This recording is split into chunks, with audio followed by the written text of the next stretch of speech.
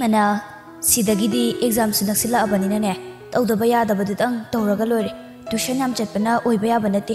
ꯌꯨꯝꯗ ꯐꯖꯅ ꯅꯦꯅꯥ ꯇꯥꯅꯅꯦ ꯏꯔꯦꯟꯖꯅ ꯑꯣꯏꯔꯥꯏꯔꯒ ꯂꯣꯏꯔꯦ ꯏꯂꯤꯁꯨ ꯍꯣꯏꯃ ꯂꯩꯃꯅ ꯑꯃꯨꯛ ꯏꯆꯥꯇꯣꯝꯕꯤ ꯅꯪꯒꯤꯁꯨꯅꯦ ꯇꯧꯅꯤꯡꯕ ꯈꯪꯗꯕ ꯂꯩꯔꯗꯤꯅꯦ ꯆꯠꯍꯧꯅꯕ ꯇꯧꯁꯤ ꯃꯤꯂꯤꯅ 11ꯗꯤ ꯄ꯭ꯔꯣꯃꯣꯁꯟꯅꯤꯅ ꯆꯠꯇ꯭ꯔꯁꯨ ꯌꯥꯔꯅꯤꯗ 12ꯇ ꯑꯣꯏꯅ ꯐꯖꯅ ꯆꯠꯂꯒꯦꯕ ꯂꯩꯃꯅ ꯑꯣ ꯐꯔꯦ ꯐꯔꯦ ꯑꯗꯨ ꯑꯣꯏꯔꯗꯤ इलीना अमु मखा तारई प्रमोशन ने सुम लाइथोगा लेरदी याम हैरनी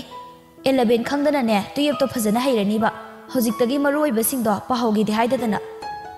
तोमालदो मपालदगी कौरई इबेमा इली लोइजुबने है नंगबो लैमना ओ लोइरे लोइरे इबेमा चलो हे लोइसिलुरो ना पाबुंग naira मालेने इलीसु होइमा Maru ओइना जेलिस tuition तुदा यावरिबदु इलीबु सेननबगिदमकनी अदुगा लंचेनबसुनी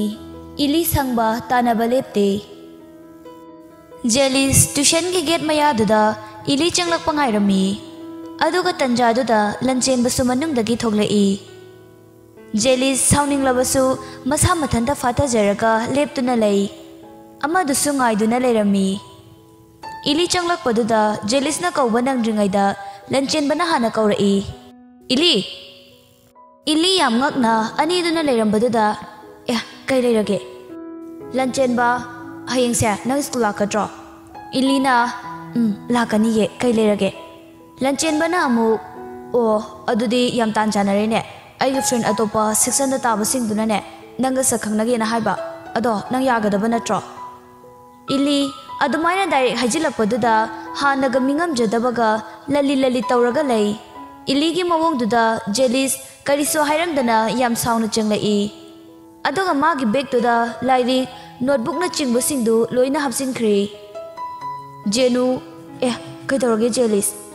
जेलिसना केमनेते ngasi de ai tuition yaoroige jenuna e kaigino haisibo wa haibu faunangde yam sauna bag tu puraga thoglai mana thoglokpaga ani do changlakpaga mapa chanare haifet ili da yenglamaga thokre ili yam khangning na hangi kaigino amasina thokrisina jenu aisu khangdi ngasi class yaoroige na hairame ili su karisu khanjilu batawdana magi yawfam thokpadu yawkhre somdadi jelis class yawje de haibatangni mapanda tuition loiba ngairami aduga ilina chakhibadu fawba sanglaga mahaksu halai jelis magi beta longna hiplaga poiraiton da call tawrai poiraitona hello jelis kaidormino hajupo poiraitona tuition gi exam gi effect sum yenglambani da nangdi jelis aidi tuition halakta ngairida ngasi ware ngantana potharani poiraiton o noi nungthilgi dudi karam kanda loiduino jelisna one man phadrabani ado aidi chatlaroida poiraitona e kaigino haije course tu phawbadi losiludana jelis ayawrigi tawbani yumda oina home tutor kauraga oina tawragi khale poiraitona adu su fai jelis ado fare aisu thamage sum chamna tawr ambani ba hayeng amuk thengnaras poiraitona hoi bai asumna adum numit kharani haukraba matungda leslie hoigi exam haidokpa numit ni milina as kamai tawduinu tawrisibo leslie khangdeda line tamba mai laksarsan mili pel he aidi nahan kai sune wathiga kanadaba modrangga tawringai dane singadaba not phaw ama tek silawdre exam aya duda oina phugalaga silla leirabaneba leslie kaino nana talaksida mu imo isilaiduna mili sum khallibani ne paramadi pasta warsu tawramni na leslie as failbu kaino aikhoi tang oiramoi kaino atai bari da yarakani bema mili yarse handak solasu mathangda nairaga loire leslie na amu soidre aikhoina lairik pa ba horakpada ne prithvi ka se ningai thokiduini asumna ngangnaraga leiringai talaktuda Miss Brinda do changlai Miss Brinda na yare yare famo handak muksu yamna sonba yauriko kamaina tawrino sibo fail oi basingdo hayeng noi noi gi parents puraga vice principal ga unaga dabani ko handak su area na section C gi oina topper tare असुमना मकोंग मथंग ताख्रबसिंगदु मथंग मथंग लाउथोरअगा marksheet paper दो येंथोक्लई paper सिंगदु येंथोक्पा हेक लोइबगा अमु miss ब्रिंदाना हाइरई हौजिकने आइना लाउथोखिबदुदा याहौदबा फेल लोइबसिंगदु लेपखलो लेस्ली अमदि मिली अनिदु येंगै अदुगा इकाई इकाइना तबना मोंग हादना लेपखलई मिस ब्रिंदा चंगसिलक्तुना नखोइगी बेंसे कैदौरे हाइबनो ममांग एग्जाम दसु पुला फेल ओइ हंदकसु नतेने नोइबु कमाइना 11 से कारइनोबा हा अनिदु ममाई ममित ngaksan ngangna khumai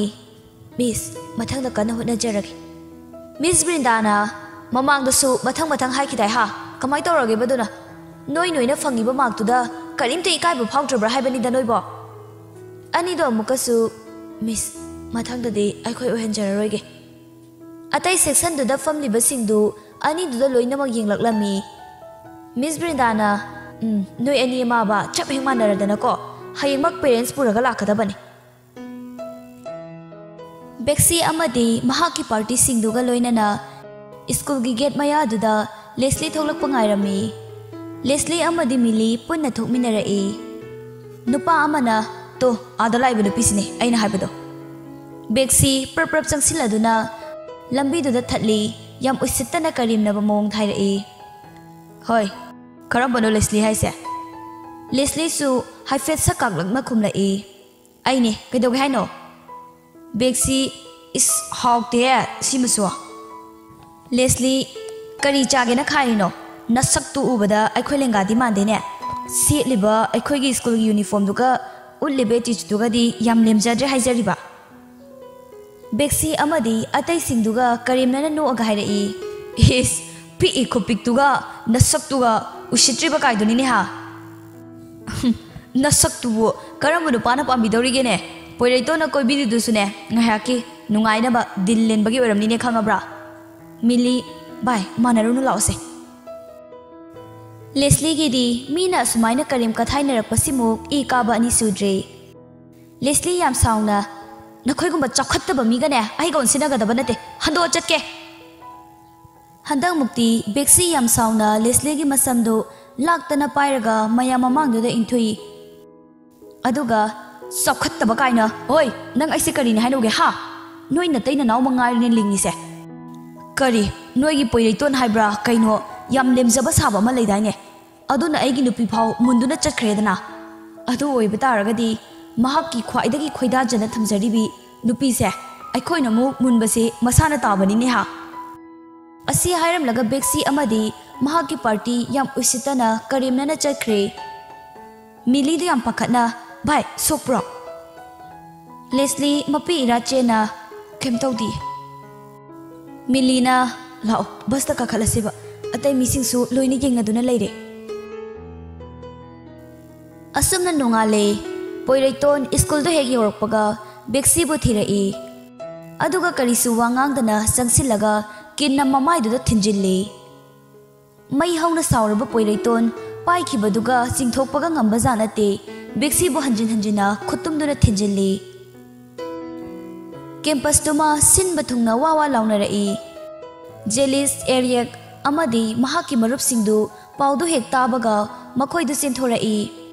करीगुंबा मरम अमता हंगबा तौदना मखोइसु सोंगसिंदुना फुजिल्ली मिली याम पाखना लेस्ली दापोइरैदो मी खना हौरे लेस्ली हा खैनो हाइसिबो सोमदना खनारिबदु ओजा फाउ चंगदुना सिंथोकनबा तौवी अदुबु उपाय लेते प्लेग्राउंड दोमा सात्रा ओजा सिंह पोमथन हेक थल्ली ngahaki matungda प्रिंसिपल की कादा फुनरिबा मसेल सिंधु पुन्ना लेफल्ली अदुगा खुदक खुदकता मसा मसा की पेरेंट्स कौनरई बेक्सी इचम चंबा इमुंगी मचा नते मपादो एमएलए नि हाइबगी मंगक्तु यामना हाइगतपा सात्रनी सोमदसु लेस्ली वाइस प्रिंसिपल की कादा एग्जाम फेल ओइबगी पेरेंट्स सिंगा उनरी अदुबु लेस्ली nganglibadu ताद्रे मसादो पाखतपनसु याद्रे वाइस प्रिंसिपल की रूम दु थांगनबनिना प्रिंसिपल ना nganglibasु तारिबनी ओजा सिंगदुसु ngarang thokhiba thodok adu taba yaunarapodagi बेक्सी अमदी महाकी मरुप सिंधुगा लोइनना खुदकते स्कूल दगी तांथोखरे मचिन मनाव अनिदुसु सेकली सेकली मसागी रूम द चंगनरई रानी करिनोबा तौरीबा लीला मयाम सिबो तुमचौना ममा नंग अमता चलो नचा सिंदो काय काय सोके दो अमता हंगो चलो रानी अदुबु करी मरम गिनोबा मचिन मराव हुप्तना खनरबिदुबो तुमचौना ममा फरसे तो हौख्रदि हौख्रेमनी कोने इंदरगने फजना ngangnaraga loi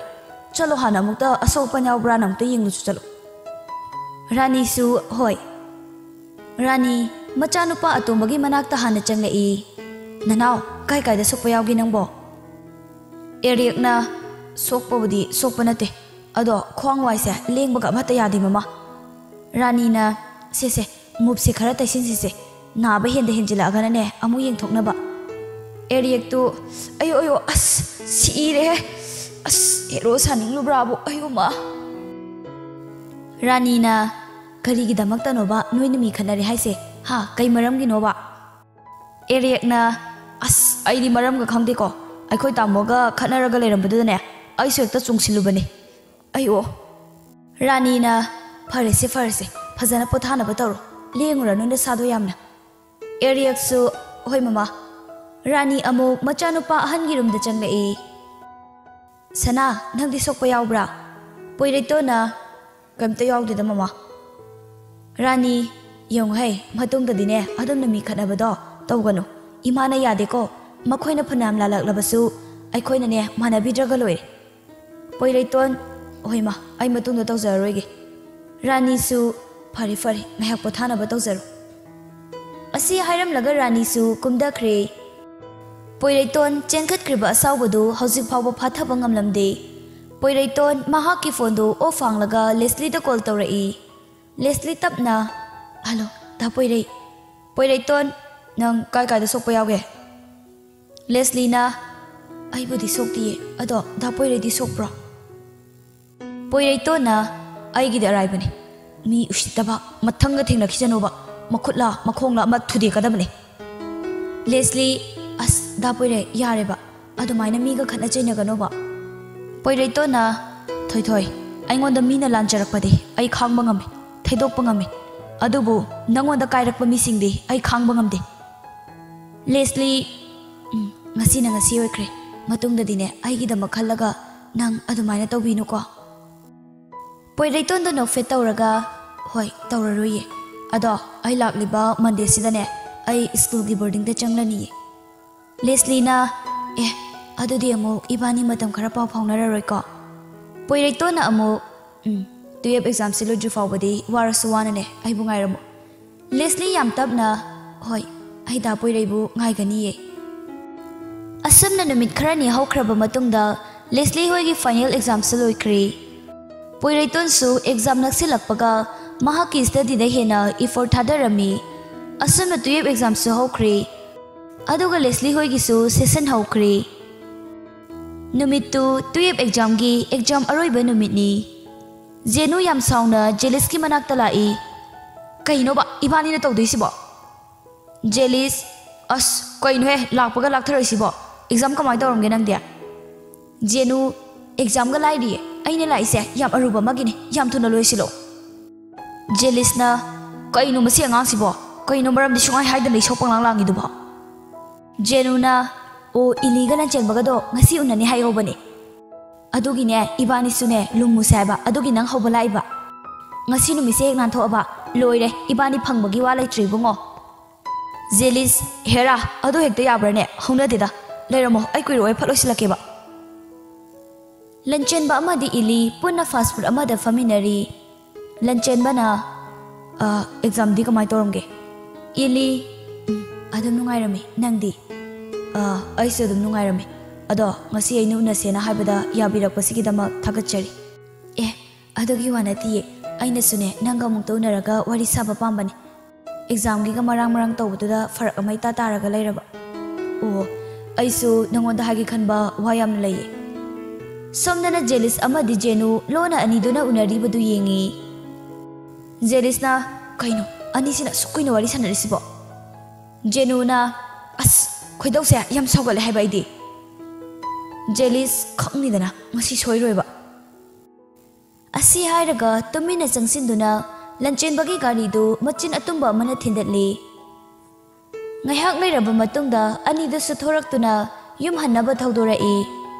Somdadi Jelis yamut nungaina matungda inarai. Lambi lamkhangduda lanchenbagi gari du puncture oirai. Ilina kaidaurage lanchenbana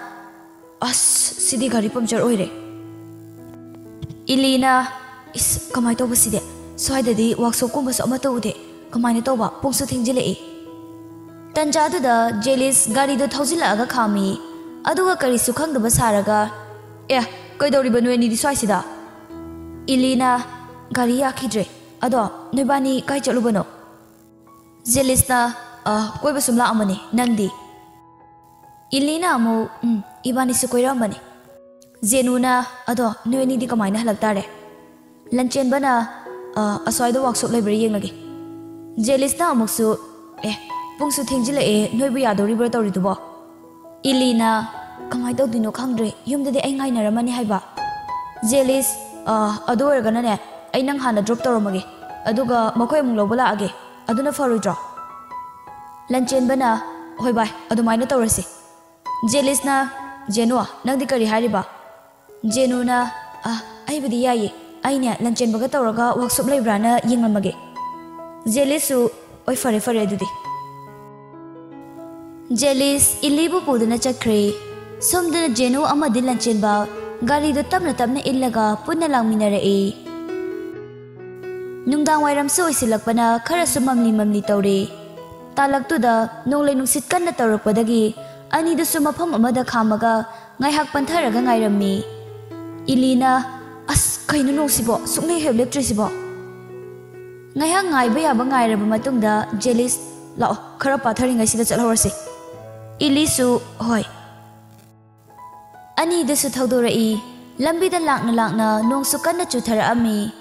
Oiraroi khaladuna anidusu chona hotel ama book tawraga changlai. Jelisna nong hangju fawbadine sida leirase. Ili masadu ithak thakatna Jelis